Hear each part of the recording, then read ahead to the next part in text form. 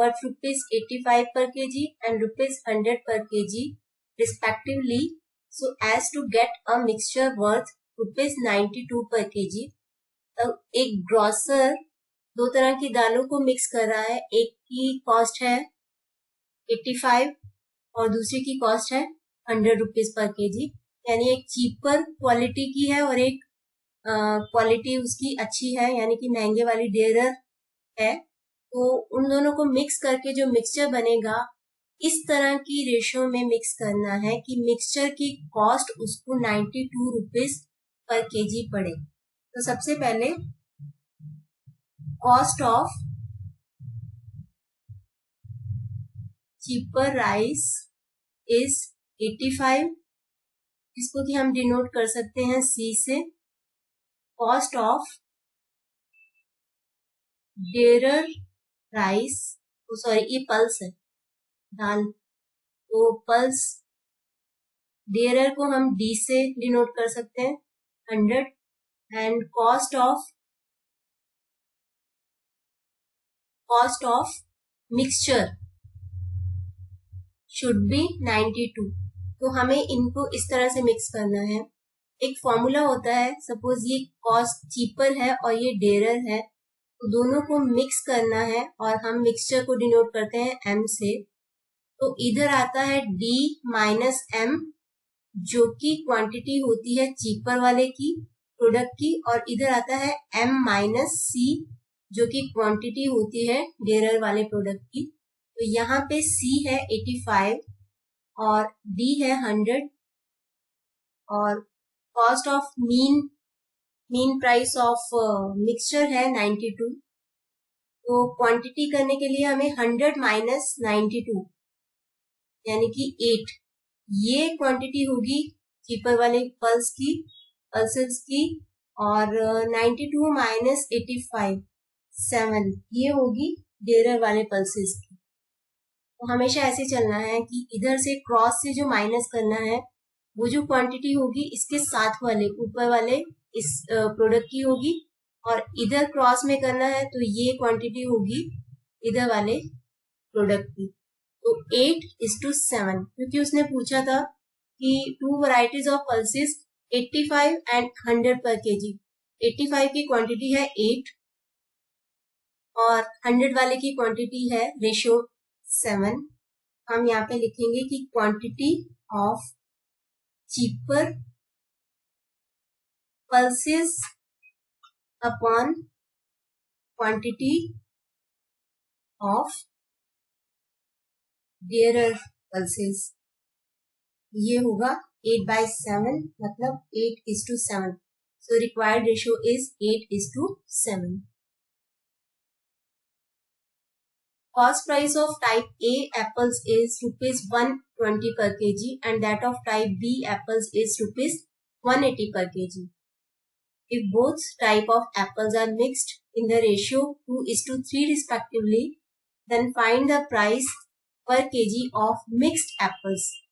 अब यहाँ पे वो दो तरह के एप्पल्स मिक्स कर रहा है, एक है 120 पर केजी और एक है 180 पर केजी। तो दोनों को मिक्स करने से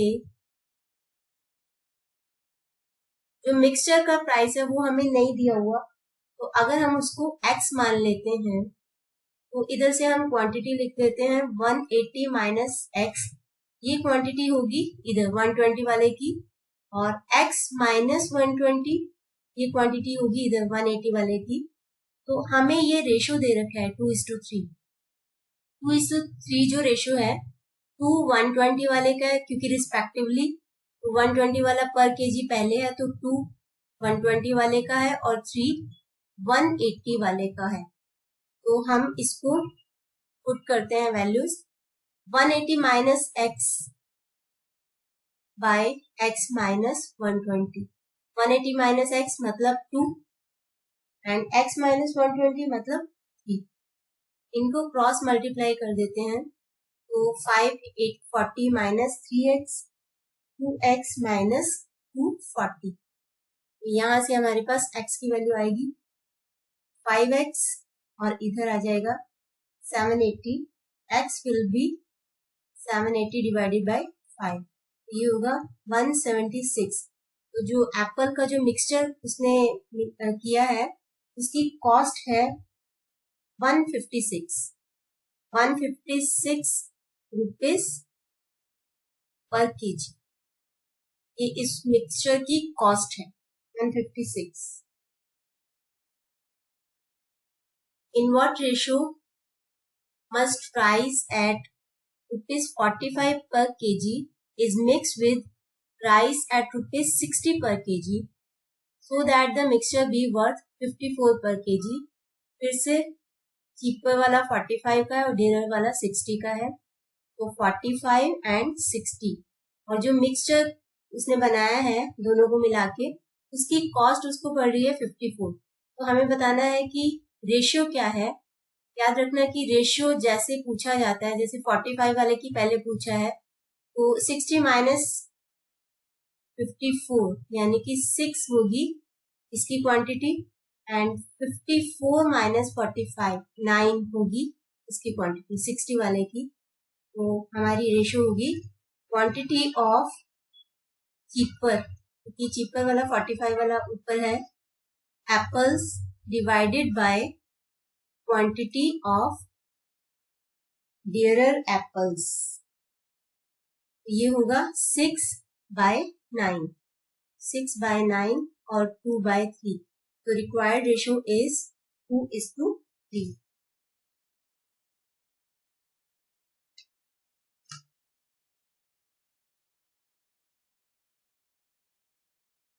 अगला है इन what ratio must a grocer mix 2 varieties of tea worth 180 per kg and 200 per kg respectively।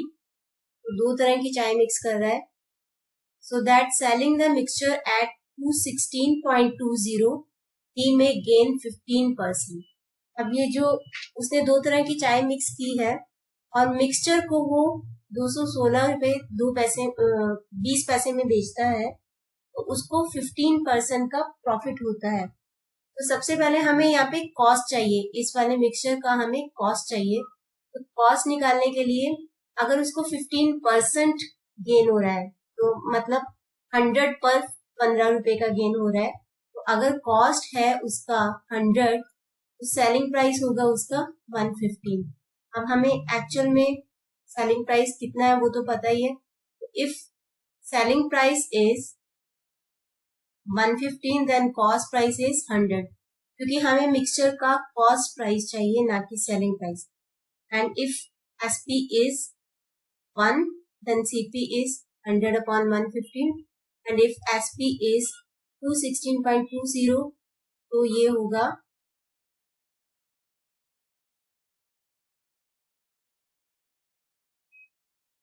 100 upon 115 into 21620 upon 100। इसको हमने इसका डेसिमल हमने एलिमिनेट करने के लिए नीचे 100 लगा दिया है। अभी ये हो जाएगा 23 एंड 4 5 से डिवाइड हो जाएगा, क्या आ जाएगा आपका 188। तो 188 रुपीज कॉस्ट है मिक्सचर का, जो कि हमें चाहिए था अपनी रेशो निकालने के लिए, क्योंकि उसने रेशो पूछा है। तो 180 एंड 200 दोनों को मिक्स किया है तो मिक्सचर का कॉस्ट प्राइस है 188। रेशो निकालने के लिए फिर से 200 minus 188 which is equal to 12, ये होगी इसकी क्वांटिटी, एंड 188 माइनस 188 रुपीज जो कि होगी इसकी क्वांटिटी। तो 12 एंड 8 हमें देखना होता है कि कौन सी रेशो पहले पूछी है। 180 वाले की पहले क्वांटिटी पूछी है, 200 वाले की बाद में, तो रेशो होगी 12/8। तो क्वांटिटी ऑफ चीपर प्रोडक्ट 180 वाला चीपर है upon quantity of dearer product is 12/8। तो ये इसको सिंप्लीफाई करेंगे तो 2s फॉर्म में 3/2, तो रिक्वायर्ड रेशियो विल बी 3:2। अगला है fifth question. A shopkeeper mixes two varieties of rice. One costs rupees 161 per kg and other costs rupees 179 per kg in the ratio of 5:4 respectively. तो ratio पता है इस बार, and he sells a mixed variety at 202.80 per kg. Find his profit percentage. सबसे पहले तो हमें cheaper वाले का और डेरर वाले का कॉस्ट प्राइस पता है, हमें रेशियो पता है, तो हमें पता चल सकता है इससे कि हमारा जो मिक्सचर है उसका कॉस्ट कितना है।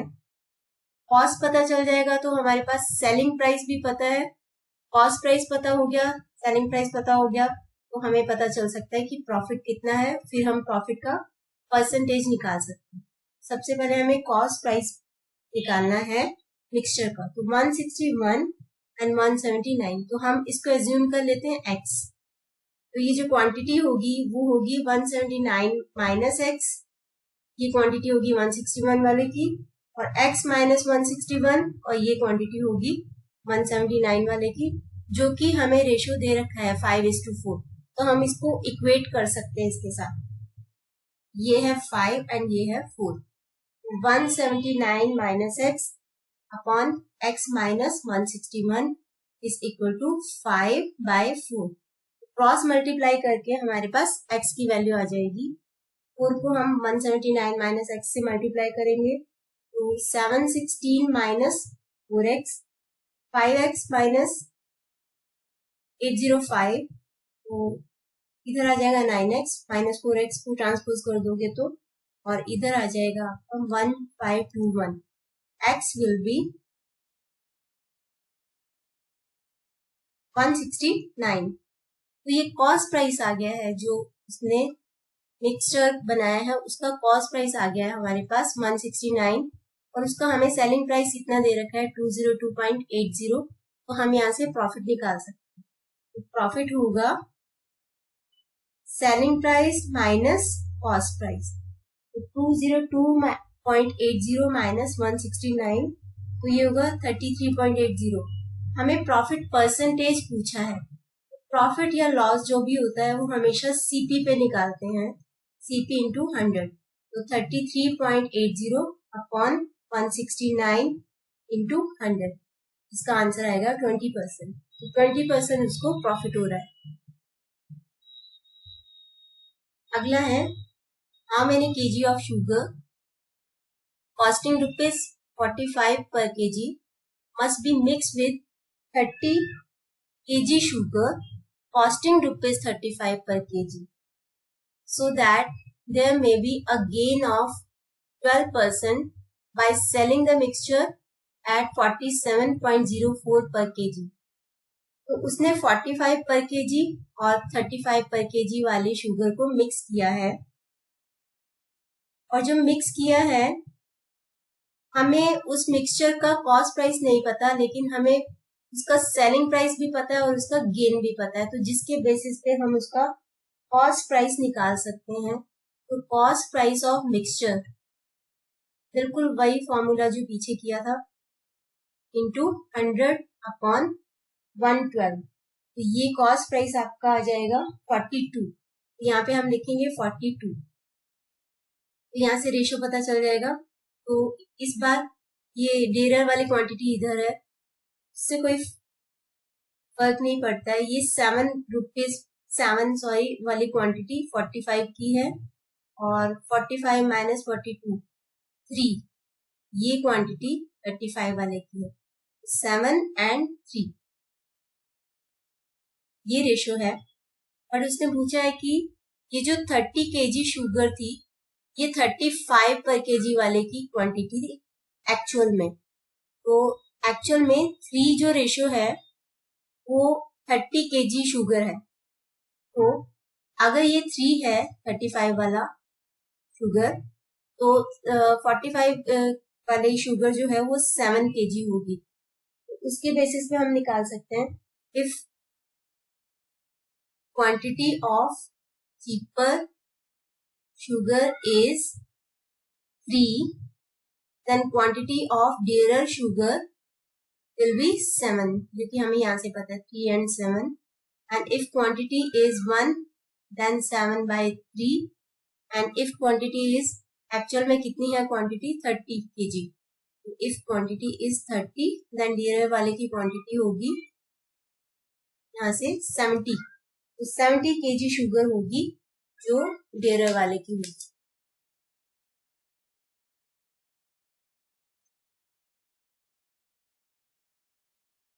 आगे है नेक्स्ट.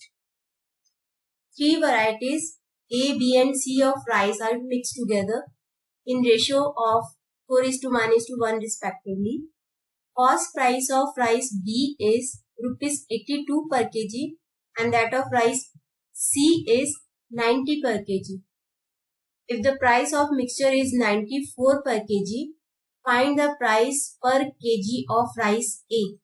यहाँ पे हमें राइस बी और राइस सी का कॉस्ट दे रखा है और यहाँ पे रेशो भी हमें 3 तरह के राइस की दे रखी है. हम इसको पहले 2 तरह के राइस के रेशो बनाते हैं. ये है ए वाला और ये है बी एंड सी. तो हम बी और सी को क्या करेंगे? एवरेज कर देंगे. तो 1 + 1 मतलब 2. ये बी एंड सी वाले की रेशो हो जाएगी. दैट मीन्स कि 2:1. 2:1. तो 2 है ए की और 1 है बी एंड सी दोनों की. अब बी, क्योंकि बी एंड सी दोनों की क्वांटिटी है लेकिन दोनों का प्राइस तो अलग है.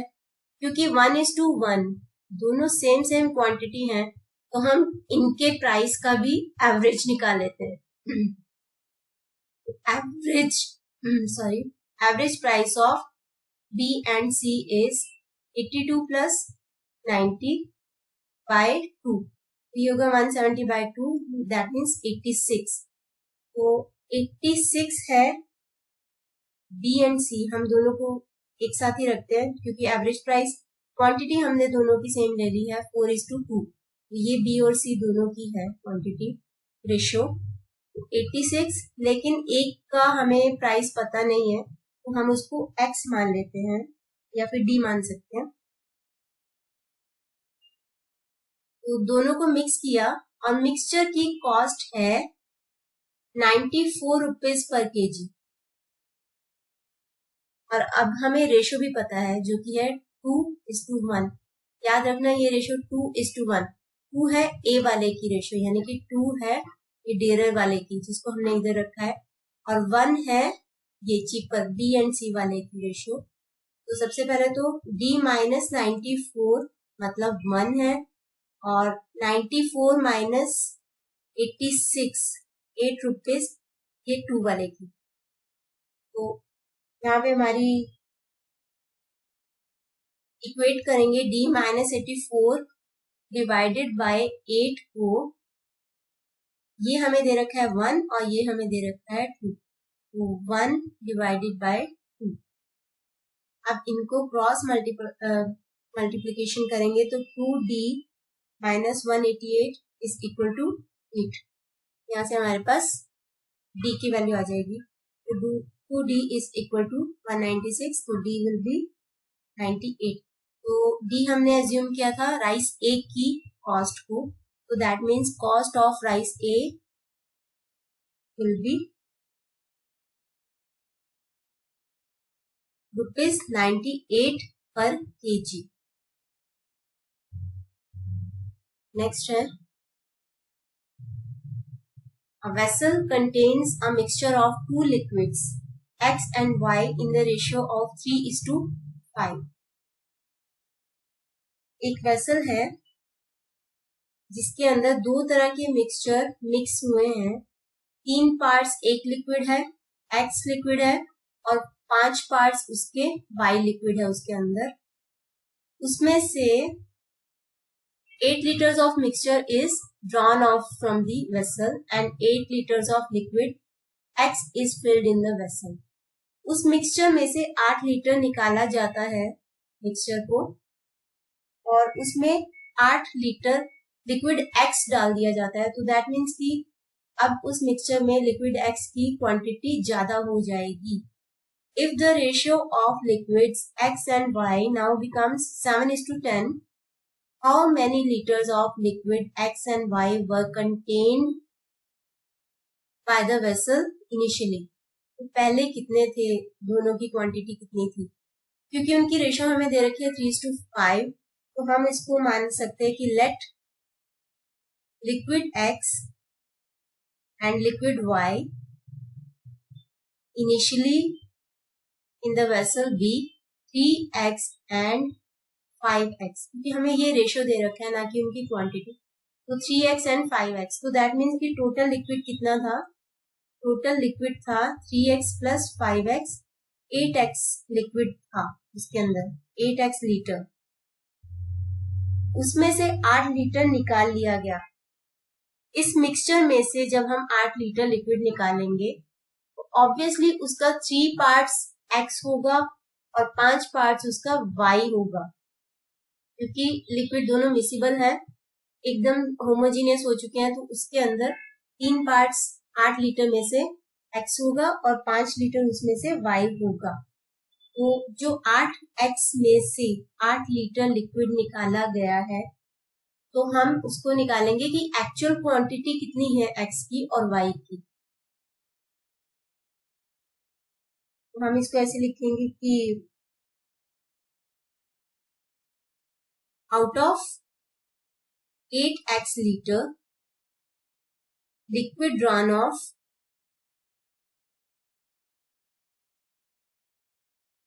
is equal to 8 litre. 8x में से 8 लीटर ड्रॉ किया गया है। तो हमें पता लगाना है कि लिक्विड x का जो पार्ट है, क्वांटिटी है 3x, उसमें से कितना लिक्विड निकाला गया है।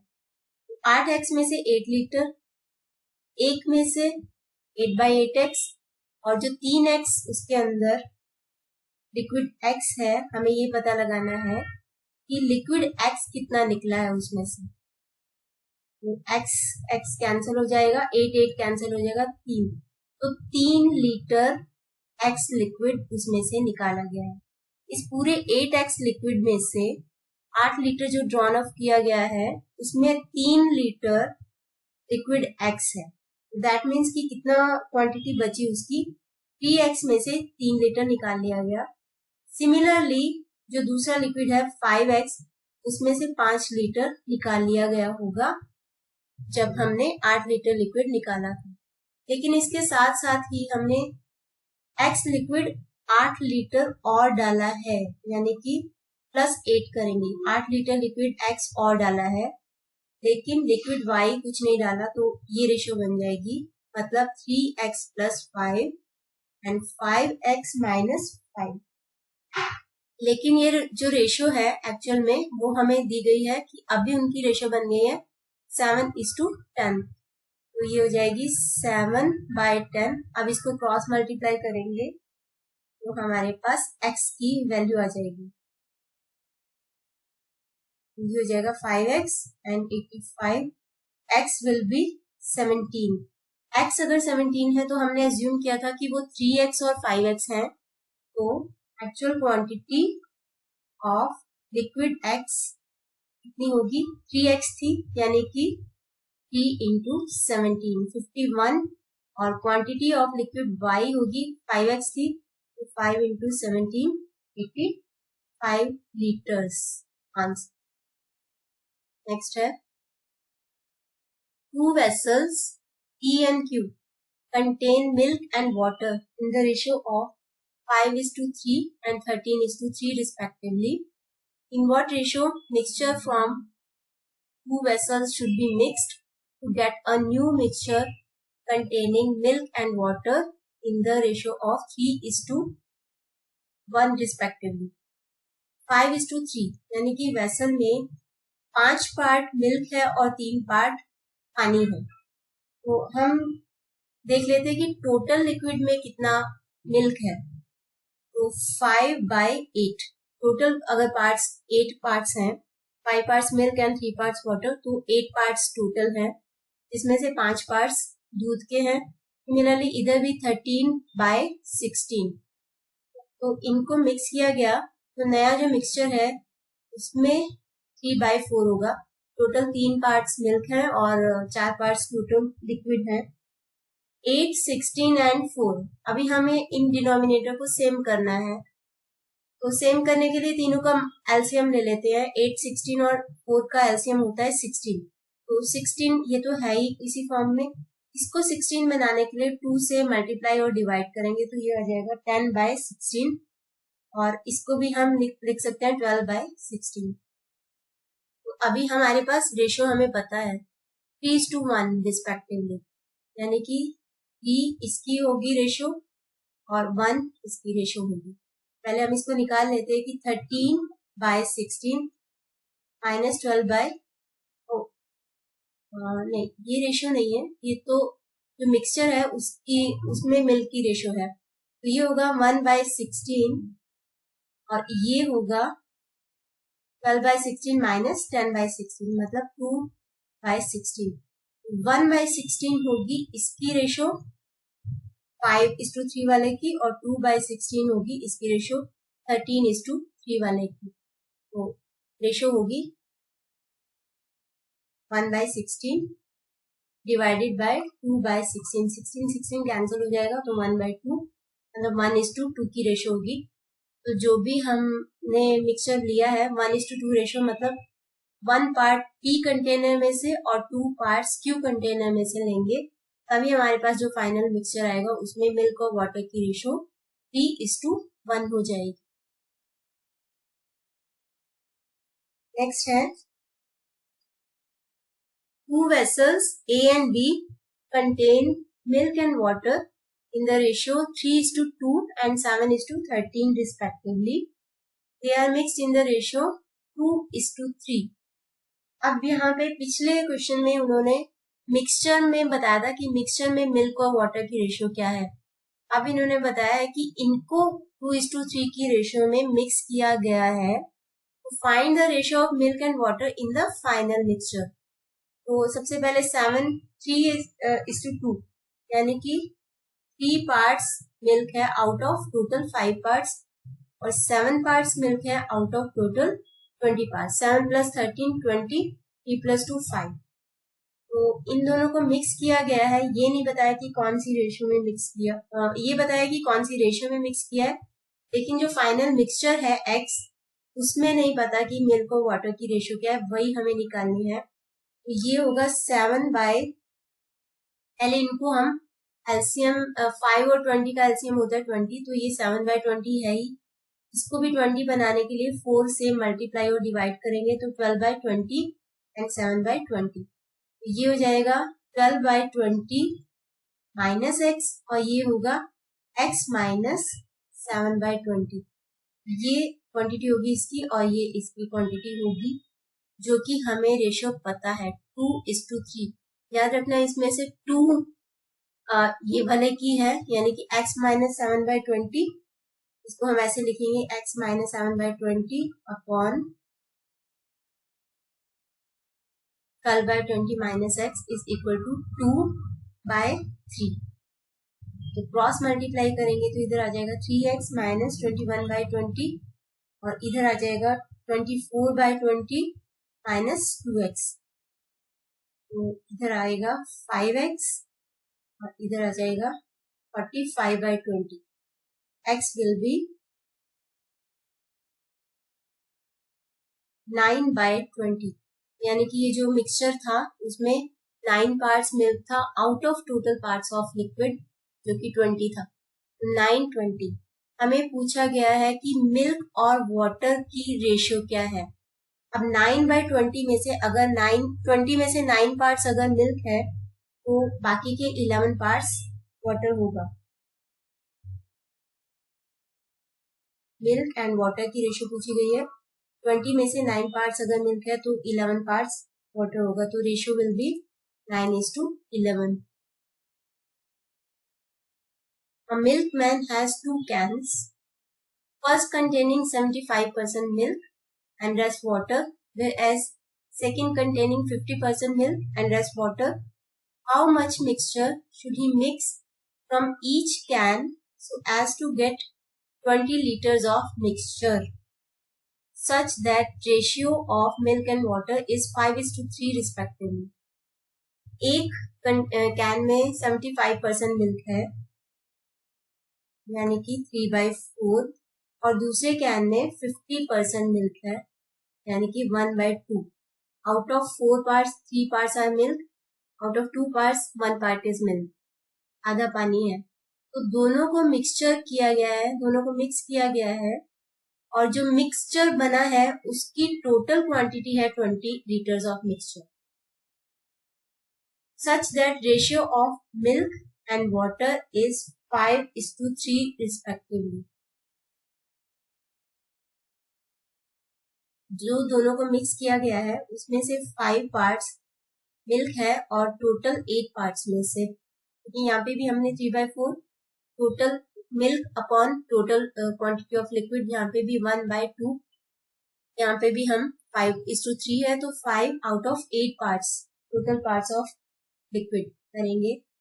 यहाँ से हम निकालेंगे कि पहले तो इनका एलसीएम है 4, 8 और 2, तीनों का एलसीएम होता है 8, तो ये ऑलरेडी 8 है, इसको भी हम 8 बनाएंगे तो 4/8, इसको हम 8 बनाएंगे तो 6/8, तो यहाँ पे हो जाएगा 6/8 माइनस 5/8 मतलब 1/8, यहाँ पे 5/8 माइनस 4/8 यानी कि 1/8, 1/8 इसकी क्वांटिटी है, 1/8 इसकी क्वांटिटी है, तो 1:1 ही आ रहा है, तो 1/8/1/8 यानी कि 1/1 मतलब 1:1। ये 1:1 दोनों कैंस में से आधा आधा इक्वल इक्वल हमने लिया है मिक्सचर। तो अभी टोटल लिक्विड है 20 लीटर्स, टोटल मिक्सचर है, तो हमें बताना है कि कितना, how much mixture should he mix, कितना मिक्सचर वो दोनों में से ले। अगर टोटल 20 लीटर मिक्सचर है और दोनों की रेशो 1:1 है, यानी कि आधा आधा, तो 10 लीटर होगा। So he will take equal quantity, मतलब 10 litre from each can so that he can have 20 liters of mixture, 10 litres दोनों में से लेगा मिक्सचर। अगला क्वेश्चन है, इन what ratio must a person mix 2 sugar solutions of 30% and 50% concentration respectively so as to get a solution of 45% concentration। एक solution में 30% sugar है, बाकी पानी होगा, और दूसरे में 50% शुगर है, बाकी पानी होगा। दोनों को ऐसे मिक्स करना है कि जो फाइनल मिक्सचर आए उसके अंदर 45% शुगर हो। 30% मतलब 30/100, 50/100 दोनों को मिक्स किया 45/100। यहाँ से हम रेशो निकालेंगे 50/100 माइनस 45/100 मतलब 5/100, इधर 45/100 माइनस 30/100 मतलब 15/100। ये इसकी क्वांटिटी होगी और ये इसकी क्वांटिटी होगी, तो हमारे पास रेशो आ जाएगी। तो रेशो होगी हमें, क्योंकि पूछा गया कि 30% वाला पहले रिस्पेक्टिवली, तो हमें 5/100 को रखना है न्यूमरेटर और डिनोमिनेटर रखना है हमें 15/100। हम यहाँ पे लिखेंगे कि क्वांटिटी या फिर amount of 30% sugar solution divided by amount of 50% sugar solution. ये होगा 100 कैंसिल हो जाएगा, 5/15 मतलब 1/3, तो रिक्वायर्ड रेशो इज 1:3। अगला क्वेश्चन है, a shopkeeper has 1 quintal of wheat, 100 kilo गेहूं है, part of which she sells at 18% gain and rest at 28% gain. In total, she gains 24%. Find the quantity of wheat sold at 18% and 28%. तो कुछ part उसने wheat का 18% gain पे यानी 18/100 और कुछ पार्ट उसने 28/100 पे बेचा है गेन पे, प्रॉफिट पे। तो जो टोटल उसको गेन हुआ है वो है 24/100। तो यहाँ से 28/100 माइनस 24/100 मतलब 4/100, 24/100 माइनस 18/100 मतलब 6/100। ये इसको बिलोंग करती है और इसको बिलोंग करता है। तो हमें बताना है कि 18% और 28% पे कितनी क्वांटिटी सेल की है उसने। 18% पे 4/100 और 28% पे 6/100।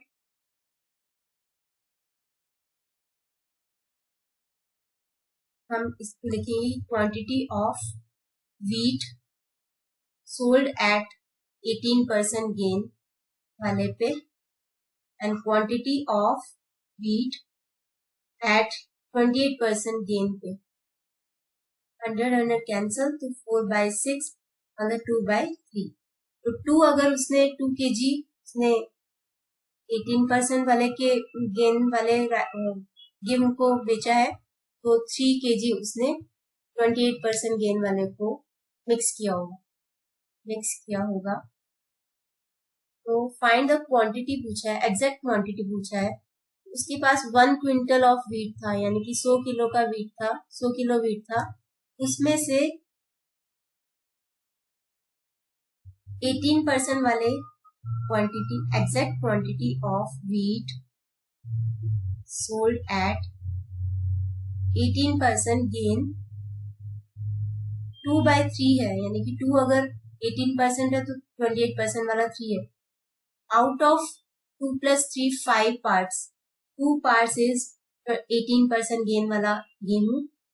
100 kg, 1 क्विंटल में 100 kg होते हैं, मतलब 40 kg उसने 18% है और 28% गेन पे उसने बेचे हैं 3 आउट ऑफ 5 इंटू 100, यानी 60 kg उसने 28% गेन पे बेचे हैं, ताकि उसको टोटल में एवरेज में 24% का गेन हुआ होगा। एवरेज सैलरी पर worker of the entire staff of a polythene bag unit including machine operators and labourers is ₹7500। तो एक यूनिट, इकोनॉमिक यूनिट में, बिजनेस यूनिट में जो वर्कर काम करते हैं उनकी एवरेज सैलरी है 7,500। वर्कर मतलब मशीन ऑपरेटर और लेबरर्स, उनकी एवरेज सैलरी है 7,500। अगर एवरेज सैलरी पर head of the machine operator is 25,000 and labourers it is 6,000, then find the number of workers in the unit if there are 3 machine operators। एक तरफ 25,000 machine operator की salary है और 6,000 labourers की salary है, और दोनों को मिला के वर्कर्स बनते हैं, और वर्कर्स की एवरेज सैलरी है 7,500। यहाँ से हम रेशो निकालेंगे 7,500 माइनस 6,000 मतलब 1,500, 25,000 माइनस 7,500 17,500। ये इसको बिलोंग करता है, इसको बिलोंग करता है। वर्कर्स, नंबर ऑफ वर्कर्स, तो रेशियो निकलेगा। पहले तो क्वांटिटी नहीं लिख सकते, तो नंबर ऑफ, ये है machine operators, number of machine operators upon number of labourers. Machine operators मतलब 1,500 और ये 17,500 उनको बिलोंग करता है। तो यहाँ से हमारे पास आ जाएगा 3/35। तो पूछा है कि find the number of workers. याद रखना, वर्कर्स मतलब लेबरर्स प्लस मशीन ऑपरेटर्स। अगर 3 मशीन ऑपरेटर्स हैं तो टोटल नंबर ऑफ वर्कर्स क्या है। यहाँ से हमें पता चल रहा है कि अगर 3 मशीन ऑपरेटर्स हैं तो लेबरर्स 35 है, तो मतलब वर्कर्स कितने हुए, 3 + 35 38, दोनों को मिला के वर्कर बन रहे हैं। तो total number of workers will be 38। 3 machine operator and 35 है लेबरर्स, तो 38 वर्कर्स होंगे total. 900 gram of sugar solution has 40% sugar in it. How much sugar should be added to make it 55% in the solution. हमारे पास 900 gram sugar solution है जिसमें 40% sugar है, बाकी पानी होगा। How much sugar should be added to make it 55% in the solution. अगर हम इसमें थोड़ी और शुगर ऐड करेंगे तो शुगर का कॉन्सेंट्रेशन बढ़ के 55% हो जाएगा, लेकिन कितनी शुगर ऐड करेंगे? 40% शुगर, यानी कि 40/100 सॉल्यूशन है, इसमें कितनी शुगर ऐड करेंगे? शुगर ऑब्वियसली 100% शुगर होगी। तो अगर ये 40 है, 100 में से ये शुगर सॉल्यूशन जो है उसके अंदर अगर 40 पार्ट्स शुगर है, तो अगर हम शुगर ऐड करेंगे तो प्योर शुगर ऐड करेंगे तो वो पूरी 100 होगी। तो दोनों को मिक्स करना है इस तरीके से कि 55% शुगर हो उसके अंदर। यहाँ से हम रेशो बनाते हैं 100 माइनस 55 यानी कि 45, 55 माइनस 40 15। तो ये बिलोंग करता है इधर और ये बिलोंग करता है इधर। हमें पूछा गया है कि 900 शुगर सॉल्यूशन है तो कितनी शुगर ऐड करेंगे? अगर 45 शुगर सॉल्यूशन है तो 15 ऐड करेंगे, अगर 1 है तो अगर 900 है। If amount of sugar solution is 45, then pure sugar that will be added is 15. और अगर 1 है तो, और अगर 900 शुगर सॉल्यूशन है 15/45 इंटू 900, तो यहाँ से हमारे पास 300, तो 300 ग्राम शुगर हमें ऐड करनी पड़ेगी ताकि सॉल्यूशन में शुगर की कॉन्सेंट्रेशन बढ़ जाए। In what ratio water must be added in the milk costing 60 per liter so that resulting mixture would be worth ₹50 per liter? तो मिल्क की कॉस्ट है 60 पर लीटर, अगर उसमें पानी मिलाएंगे तो मिक्सचर ज्यादा हो जाएगा और उसकी एवरेज कॉस्ट कम हो जाएगी। तो एवरेज कॉस्ट कम होके 50 पर लीटर हो जानी चाहिए। तो पानी की कॉस्ट क्या होती है? पानी की कॉस्ट होती है 0 और दूध की कॉस्ट यहाँ पे है 60। तो इन दोनों को ऐसे मिक्स करना है कि जो मिक्सचर बने उसकी कॉस्ट हो जाए 50। यहाँ से हमारे पास रेशियो आ जाएगी 60 माइनस 50 एंड 50 माइनस 0 50। ये इधर बिलोंग करता है और ये इधर बिलोंग करता है। हमें in what ratio water must be added, water को कैसे ऐड करना है, यानी कि 10 पार्ट्स वाटर 50 पार्ट्स मिल्क। तो हम लिखेंगे कि quantity of amount of water divided by amount of milk. 10 इधर वाटर और इधर 50 मिल्क, तो 1/5 यानी कि 1:5 की रेशियो में हमें दोनों को मिक्स करना है।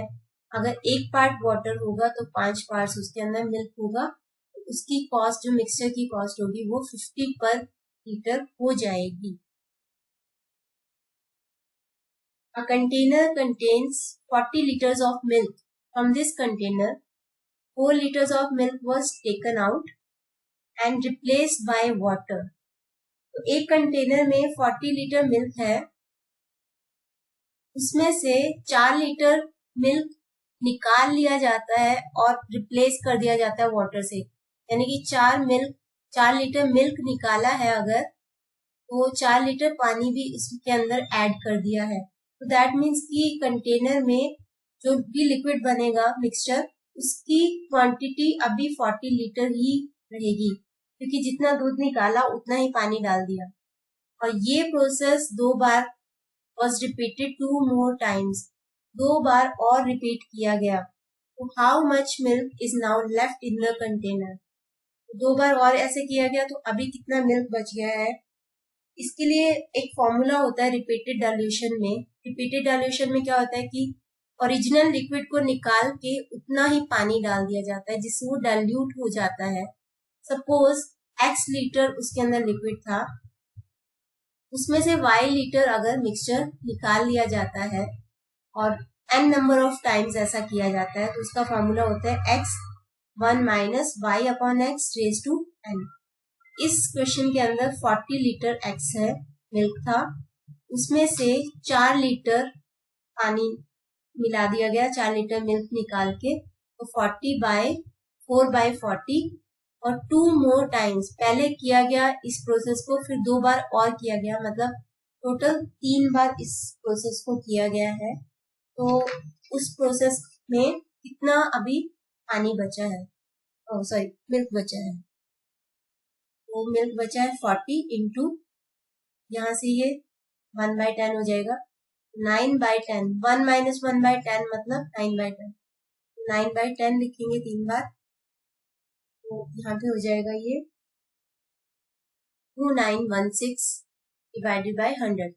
अभी जो लिक्विड बचा है उसके अंदर 29.16 लीटर मिल्क है, और बाकी का जो बचा है, बाकी बचा हुआ 10.84 लीटर वो पानी होगा। अगला है, from a container containing 50 liters of milk, 8 liters of milk was taken out and replaced by water. This process is repeated 2 more times.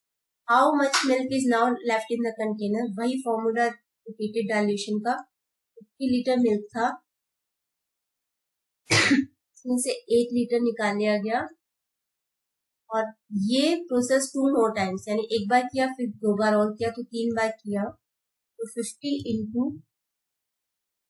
42/50 3 बार लिखेंगे,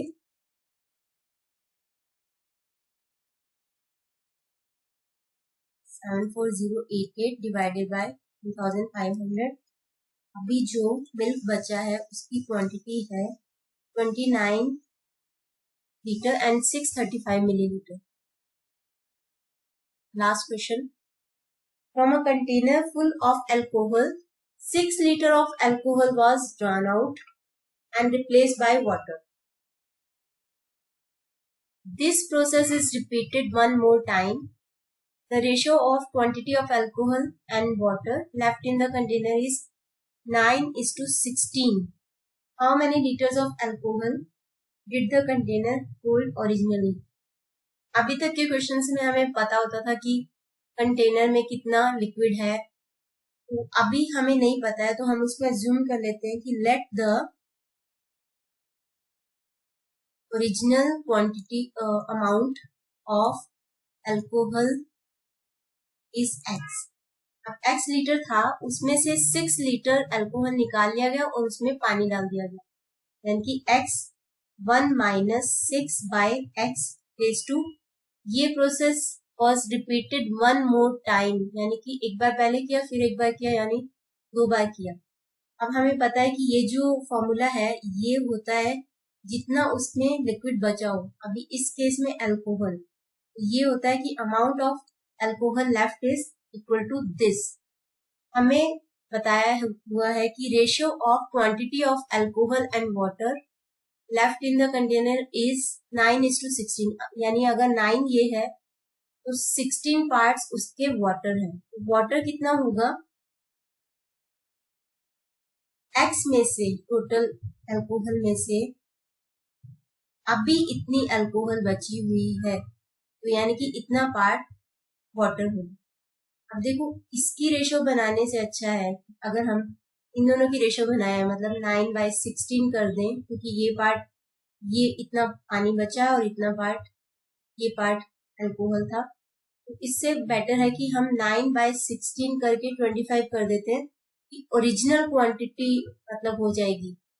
तो 9/25 क्या होगा, अल्कोहल है 9, यानी कि x 1 minus 6/x raise to 2, और 25 किसको डिनोट करता है, देखो जितना भी अल्कोहल निकाला उतना ही वाटर ऐड कर दिया, यानी कि ओरिजिनल क्वांटिटी तो उतनी रही x, तो ये फॉर्मूला हो जाएगा 9/25। हालांकि आप इससे भी सॉल्व कर सकते हो बट थोड़ा कॉम्प्लिकेटेड होगा, हम इसको 9/25 कर देते हैं, x और x कैंसिल हो जाएगा, 1 माइनस 6/x रेज टू 2, और 9/25 3/5 का स्क्वायर होता है, दोनों कैंसिल हो जाएंगे, यहाँ पे 1 माइनस 3/5 और माइनस 6/x उधर आ जाएगा, यहाँ पे आ जाएगा हमारे पास 2/5 is equal to 6/x। x होगा 6 इंटू 5/2 मतलब 15। मतलब ओरिजिनल क्वांटिटी जो अल्कोहल की थी कंटेनर के अंदर वो थी 15 लीटर्स।